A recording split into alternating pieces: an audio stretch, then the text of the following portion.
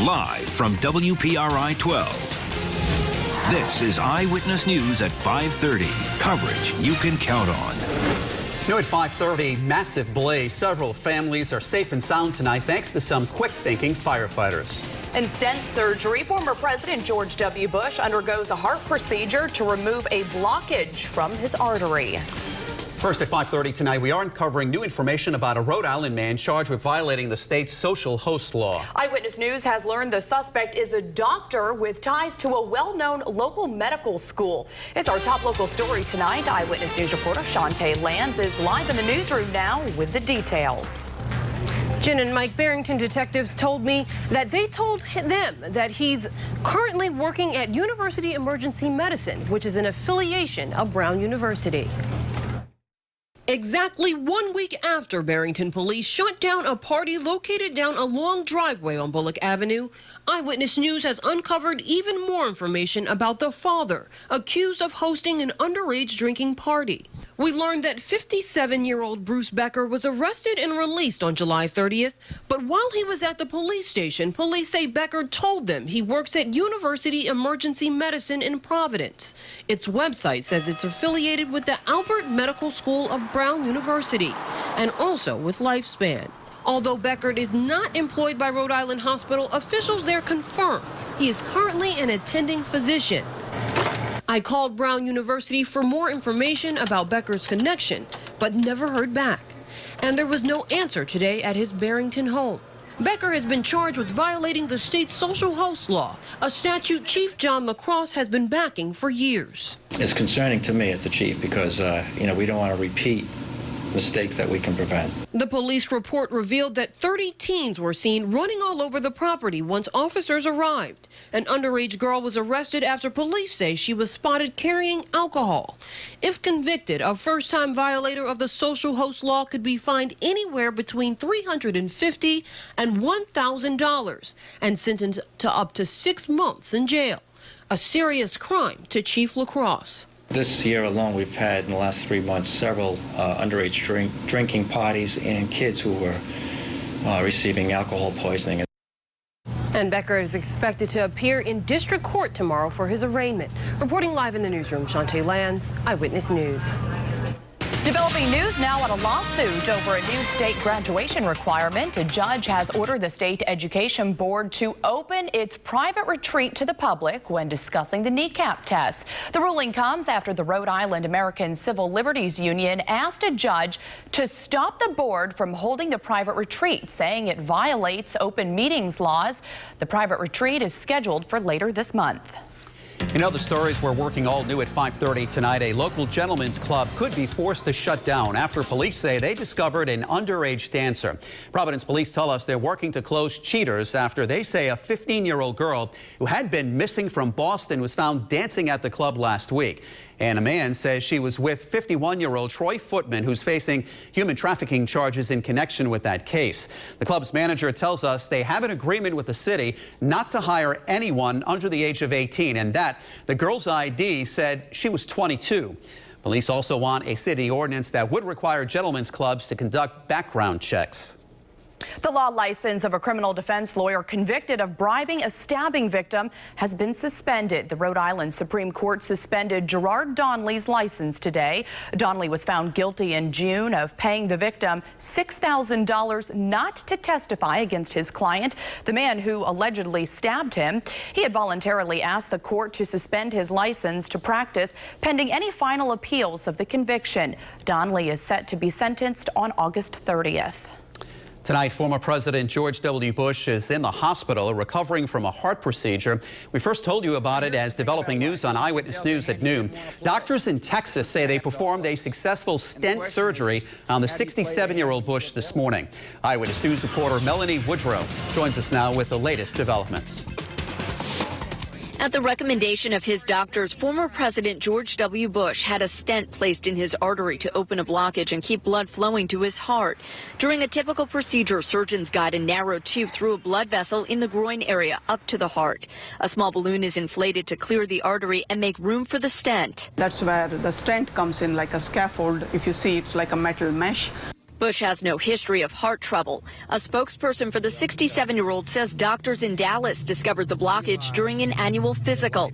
Years of cholesterol buildup usually clog arteries. Most patients have sudden symptoms. Unexplained discomfort or pressure or heaviness across the chest, tightness of the jaw, unexplained shortness of breath, particularly when trying to exercise or exert. In less serious cases, doctors may try to treat the blockage with medication. It's estimated about 500,000 people have surgery for stents every year in the U.S. They will need to take aspirin every day in addition to other medications for cholesterol and maybe blood pressure. And they will need to look out for any further symptoms. Bush was described as being, quote, in high spirits and is expected to be discharged from Texas Health Presbyterian Hospital Wednesday. He's encouraging everyone to get regular checkups with their doctor. Doctors say the former president should be able to resume his normal schedule the day after he leaves the hospital. Now, here's Chief Meteorologist Tony Petrarca with your first forecast.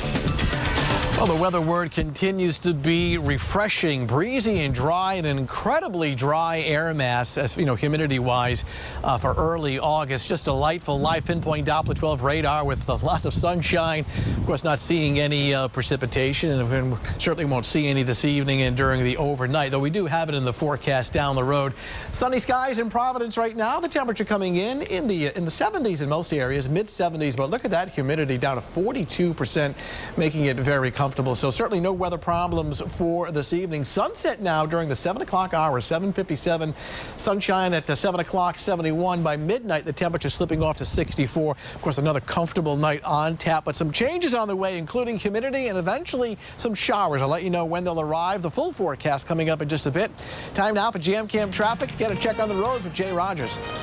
And that check means that traffic is heavy and slow here on the 610 connector, getting to 95 north and south. If you're traveling outbound, not doing too badly there, approaching the 610 split. Elsewhere, if you're traveling on 24 south, that looks busy in between 495 and Bridgewater, getting down to Taunton at Route 140. Back out to the highways we go, and if you're traveling 95 south here at Tollgate Road, traffic is heavy and slow, getting to Route 4. Live with your Jam Cam traffic, I'm Jay Rogers, Eyewitness News. Thank you, Jay. There's more coverage you can count on. Coming up new at 5:30, residents rescued. Neighbors jump into action after a warehouse goes up in flames. First class feature, new seats will soon be costing coach passengers much desired legroom on one budget-friendly airline. And a tragic accident claims the life of a young man. Coming up new at 6, we're learning about a dangerous stretch of road being blamed for other fatalities. New details now on a casino gambling in Massachusetts. Plans to open a slots parlor in nearby Milford are moving forward. Last night, the town's Board of Selectmen voted to enter into the negotiations with Foxwoods. The Connecticut casino has proposed a $1 billion, 660,000 square foot resort in Milford. If an agreement is reached, a town referendum would be held in November, and the land where it would be built on would have to be rezoned. The State Gambling Commission also needs to sign off on the deal. Now, Foxwoods released this statement to Eyewitness News saying in part, quote, "We have been working hard with the town's officials and consultants to bring Milford a resort casino that reflects the unique nature of the community and look forward to building on our discussions as we enter the next phase of the process." New at 5:30, several families are rescued after a Brockton warehouse burst into flames. The explosion rocked the Exchange Street neighborhood late last night. The flames spread to nearby buildings, and neighbors went door to door to get everyone out. Our sister station, WBZ-TV in Boston, reports the warehouse is owned by Bay State Millwork and was filled with tires at the time. No word on what caused the blaze. From the West Bay Mobile Newsroom, Eyewitness News in Warwick now, where firefighters are getting some real hands-on training when it comes to safety and survival. The entire fire department is taking part in a rapid training program. Now, each firefighter will complete 40 hours of training over 4 days during the 11-week program. It is funded through a Federal Assistance Firefighters grant. New at 5:30, there's more coverage you can count on. Coming up on Eyewitness News, mobile cramming. You've probably experienced it. Random text messages about weight loss advice or dating tips. Well, we've learned they may be costing you big. Showers, thunderstorms, not now, but down the road. It is in the forecast. We'll take a look at the timing, all the details coming up next. And new at 6, new developments in a Target 12 investigators exclusive. A lawyer is sentenced for swindling hundreds of thousands of dollars from a client. Eyewitness News on WPRI 12 is coverage you can count on.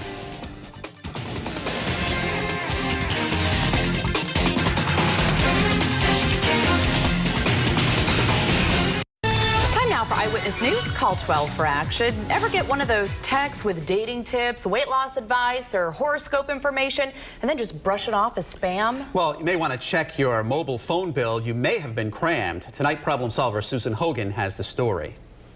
Well, cramming is when companies illegally put extra charges on your account without your permission. It was a huge problem back in the landline phone days, but we've discovered mobile phones are crammers' new target. When this text offering went show a deal to download mobile content for just $9.99 a month, she ignored it.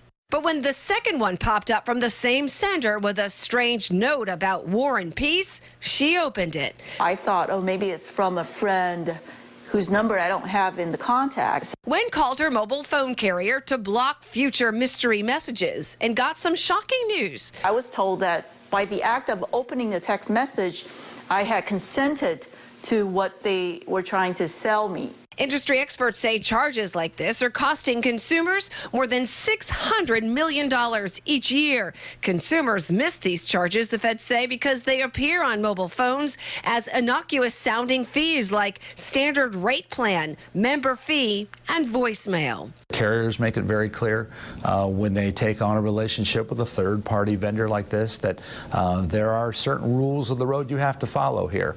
And we're going to work awfully hard to keep you from doing anything to our consumer, if you will, that's not lawful. There's no federal law giving you the right to dispute questionable mobile phone charges like there is with your credit card. And unfortunately, it's up to the carrier to make that decision.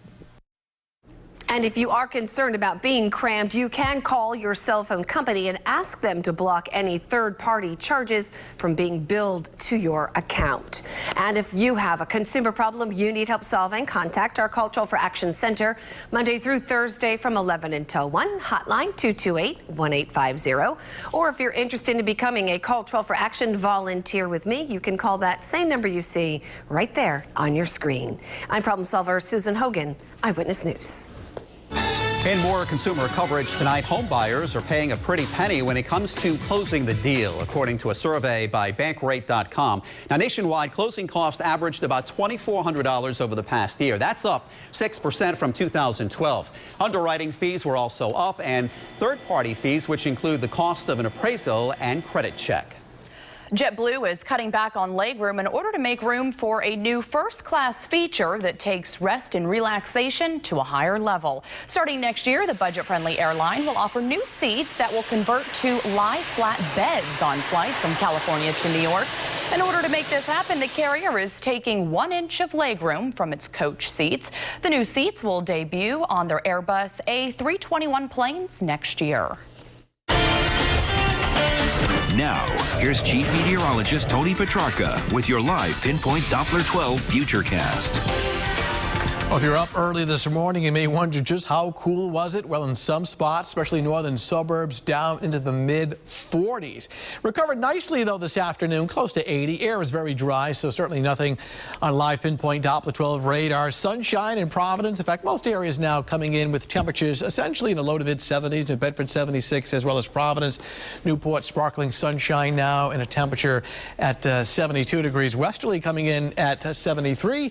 And New Bedford, 76. Taunton, closer to 80 at this hour. And the humidity still low, so once again, a very comfortable day. As we widen out the view, most of New England now enjoying sunshine, some fair weather clouds, showers out across the mid-Atlantic states staying away. So another dry and cool night coming up.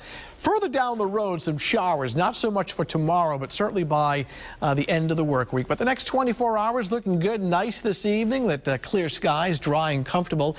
Temperatures dropping off to the mid and upper 50s. Tomorrow tomorrow morning. Any early morning fog, and there wouldn't be much at sunrise.